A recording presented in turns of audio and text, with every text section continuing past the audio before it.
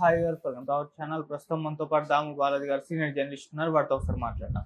Sir నమస్కారం. Sir నమస్తే. Sir lady Aghori దగ్గర నుంచి మన శ్రీవర్షిని తీసుకొచ్చేసారు కదా పోలీసుల సహాయంతో. ఇప్పుడు తీసుకొచ్చేసిన తర్వాత శ్రీవర్షిని అఘోరి గురించి సంచలన విషయాలు బయట పెట్టిందని అంటున్నారు. ఆమె అఘోరి శవాన్ని తినడం కూడా నేను చూశానని చెప్పినట్టుగా కూడా వార్తలు వినిపిస్తున్నాయి. సార్ మరి ఏమేమి విషయాలు అఘోరి గురించి చెప్తుంది శ్రీవర్షిని? శ్రీవర్షిని అఘోరి వీళ్ళిద్దరి బ్రేకప్ ఇప్పుడు 4 రోజుల నుంచి వార్తల్లో ఉంది. అదేంటంటే అఘోరి దీంట్లోకి ఈ అమ్మాయి వెళ్ళిపోయింది. శ్రీవర్షిని అనే అమ్మాయి మంగళగిరి, ఆమె సెకండ్ బీటెక్ చదువుతుంది.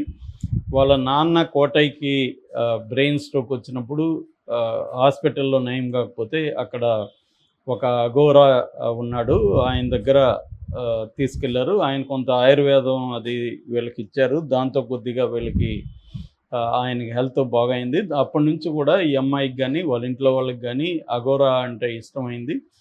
అట్లా ఈ మన లేడీ అఘోరి మంగళగిరిలో కారు బ్రేక్ డౌన్ అయ్యి నైట్ వీళ్ళకి ఫోన్ చేస్తే వీళ్ళ బ్రదర్ విష్ణు, శ్రీహర్ష వీళ్ళు వెళ్ళడం, ఆ టైంలో ఈ అమ్మాయి నేను కూడా వస్తాను అనడం, ఈ అమ్మాయి వెళ్ళడం, దాంతో అఘోరి పట్ల ఈ అమ్మాయికి అట్రాక్షన్, అంటే తొలిచూపులో ప్రేమలాగా వీళ్ళిద్దరూ మొత్తానికి అఘోరి కారులో కూర్చోబెట్టుకోవడం. మామూలుగా అఘోరి కారులోకి ఎవరిని అలో చేయరు, కారులోకి తొంగి చూస్తే కూడా అతనికి కోపం.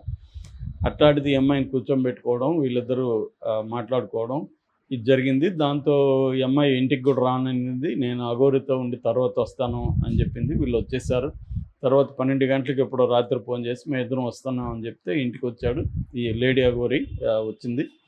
సో వీళ్ళిద్దరూ ఒకే రూమ్లో ఉన్నారు ఎక్కువ రోజులు అనేది వాళ్ళు చెప్తున్నారు. అలాగా మొత్తానికి ఈ అమ్మాయికి వాళ్ళ ఇంటిల్లి పాదికి కూడా బిర్యానీలు తెచ్చివ్వడం, ఎగ్ పప్పులు, ఇట్లా ఏది అడిగినా తెచ్చడం, అవన్నీ శ్రీహర్ష డీటెయిల్గా చెప్తున్నాడు. మొన్న శ్రీహర్ష కానీ విష్ణు కానీ డీటెయిల్గా మీడియాతో మాట్లాడారు. అంటే అఘోరి లక్షలు ఖర్చు పెడుతుంది.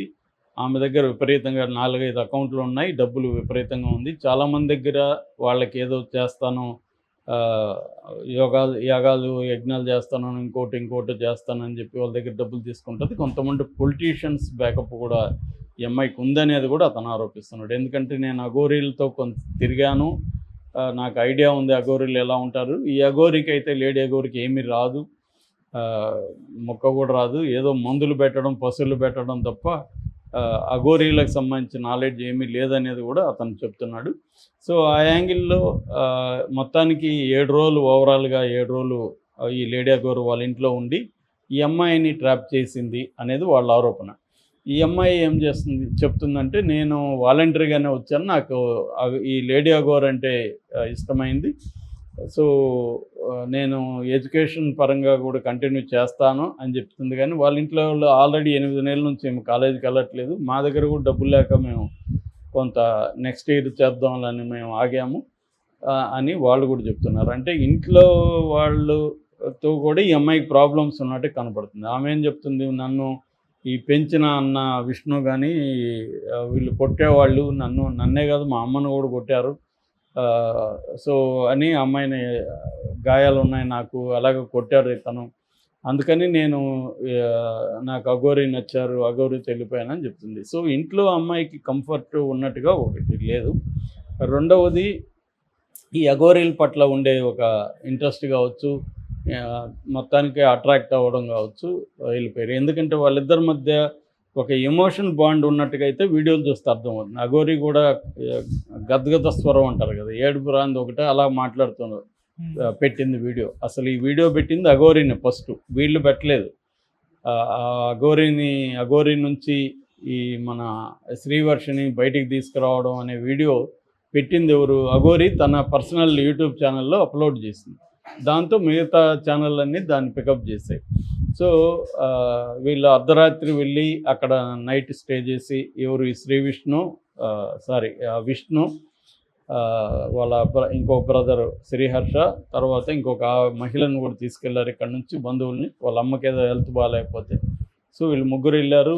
ఇక్కడ నుంచి పోలీసులు వాళ్ళకి, గుజరాతీ పోలీసులకి ఇంటిమేట్ చేశారు, అహ్మదాబాద్ పోలీసులకి. వాళ్ళు కోఆపరేట్ చేశారు. వచ్చి వీళ్ళు పెట్రోల్ బంకులో వీళ్ళిద్దరు పడుకున్నట్టుగా అర్థమైంది కారులో. వీళ్ళు వెళ్ళి కారులో ఇది చేస్తే ఫస్ట్ తీయలేదు, దాని తర్వాత హర్ష గొంతు వినబడినాక తీశారు. తీసిన తర్వాత అతను సోలం తీశాడు పొడవడానికి. ఈ లోపల పోలీసులు రాడ్లు తీసుకెళ్లారు. వాళ్ళు కూడా రాడ్లు తీసేసరికి సైలెంట్ అయ్యారని చెప్తున్నారు. దాని తర్వాత అక్కడి నుంచి ఇంటర్వ్యూలు ఇవ్వడం మొదలుపెట్టారు. ఎవరు శ్రీహర్ష కానీ, విష్ణు కానీ, ఈ అమ్మాయి ముగ్గురు కూడా ఇంటర్వ్యూలు ఛానల్కి లైవ్లు ఇవ్వడం మొదలుపెట్టారు.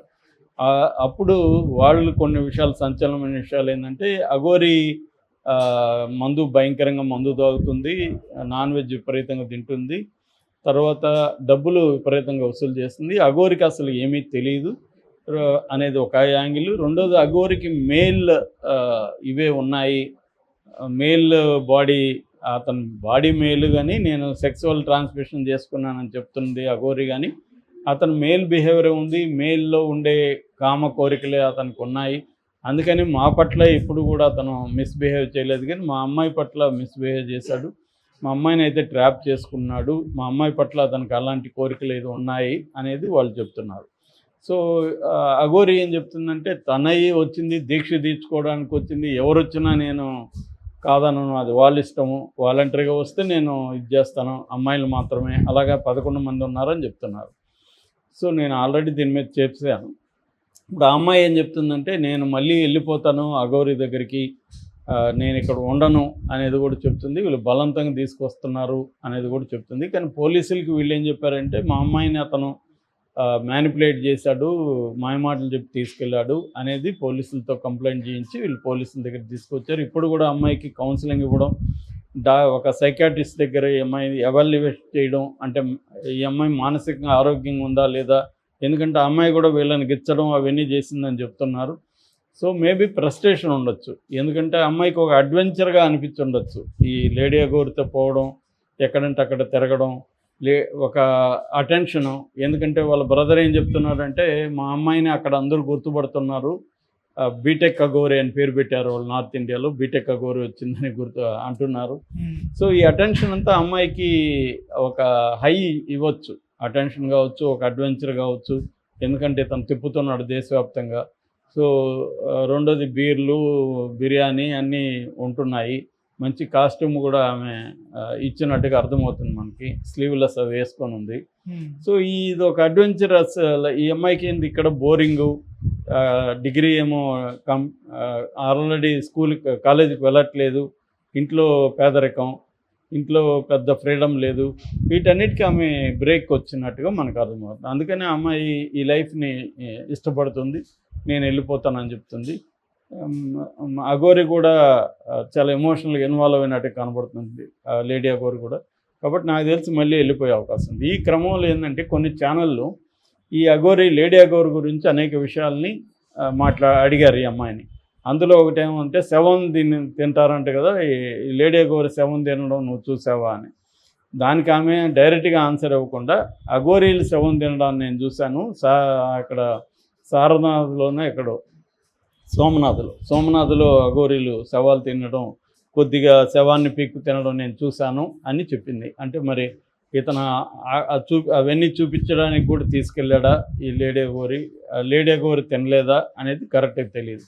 మామూలుగా అఘోరీలు వాళ్ళని ఏమంటారంటే కాపాలికలు అని పిలుస్తారు. వాళ్ళు మిడివల్ సెంచురీలో ప్రముఖంగా వచ్చారనమాట. బాబా కెనారామ్ అని వీళ్ళ గురువు.